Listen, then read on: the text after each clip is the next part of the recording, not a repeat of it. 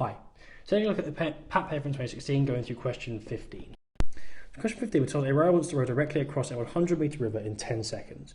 We're told the river is flowing constantly at 7.5 metres per second. We're asked at what angle and at what speed must she row to reach the other side.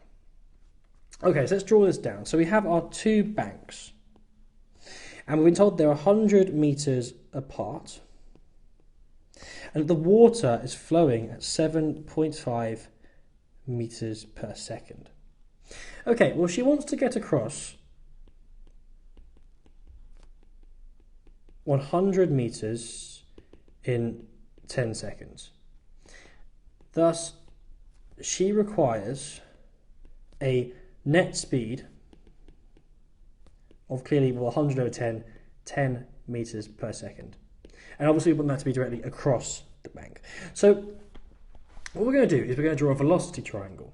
So we have the water velocity going to the right at 7.5 metres per second. We have that she requires to go in this direction at 10 metres per second. In fact, that's going to be the wrong way around. So she requires to go in this direction at 10 metres per second. But that means she's going to have to swim. She's actually going to have to row at some speed v in this direction, at an angle theta, to get out that required net speed across the water. Okay, so how are we going to find that? Well, we have a right angle triangle, so we can find v from Pythagoras' theorem. But what we need to notice is that, in fact, this is actually a Pythagorean triple in disguise. If you haven't seen our video on Pythagorean triples, have a look at that now, because what this will do is save a lot of time. Now, we know our most basic Pythagorean triple is 3, 4, 5. And what we notice is that 7.5 is actually 2.5 times 3. And 10 is 2.5 times 4.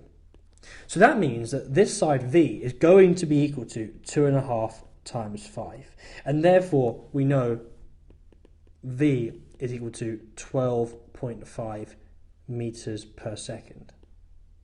And then what about theta? Well, theta is going to be equal to sine minus 1 of 10 over 12.5, or just tan minus 1 of opposite over adjacent, which is 7.5 divided by 10. And that's the angle and the velocity.